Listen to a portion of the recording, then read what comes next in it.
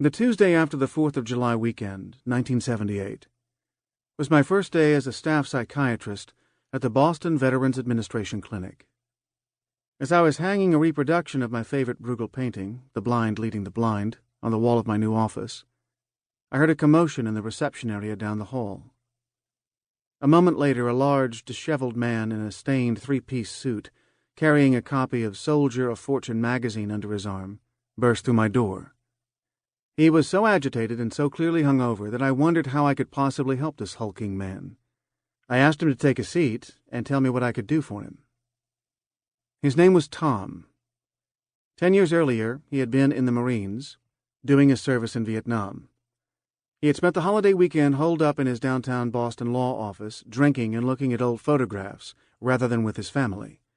He knew from previous years' experience that the noise, the fireworks, the heat, and the picnic in his sister's backyard, against the backdrop of dense early summer foliage, all of which reminded him of Vietnam, would drive him crazy. When he got upset, he was afraid to be around his family because he behaved like a monster with his wife and 2 young boys.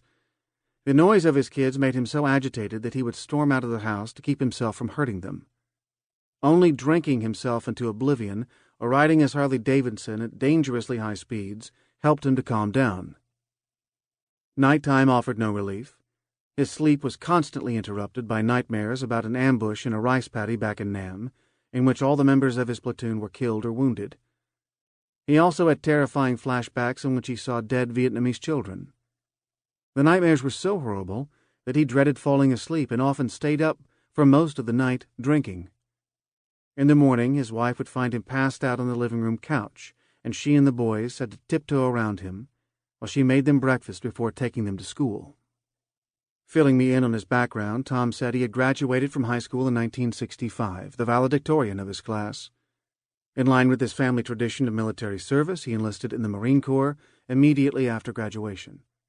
His father had served in World War II in General Patton's army, and Tom had never questioned his father's expectations.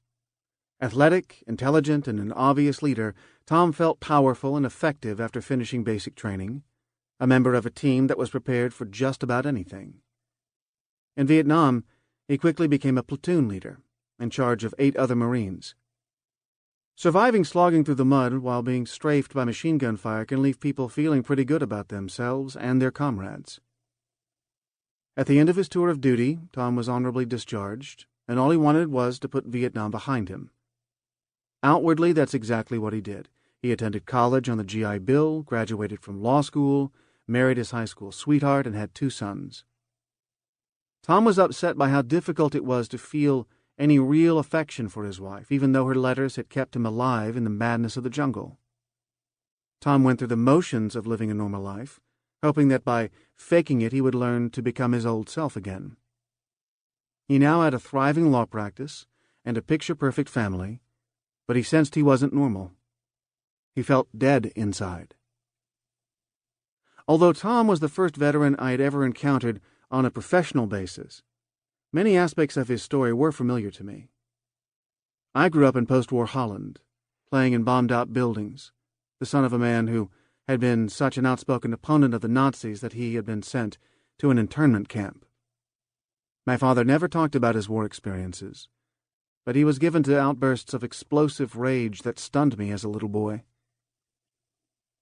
How could the man I heard quietly going down the stairs every morning to pray and read the Bible while the rest of the family slept have such a terrifying temper?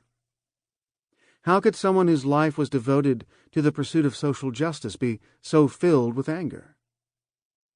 I witnessed the same puzzling behavior in my uncle, who had been captured by the Japanese in the Dutch East Indies, now Indonesia, and sent as a slave laborer to Burma, where he worked on the famous bridge over the River Kwai. He also rarely mentioned the war, and he, too, often erupted into uncontrollable rages.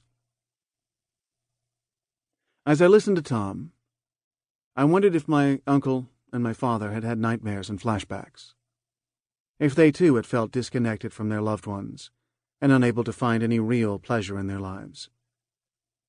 Somewhere in the back of my mind there must also have been my memories of my frightened and often frightening mother, whose own childhood trauma was sometimes alluded to, and, I now believe, was frequently reenacted.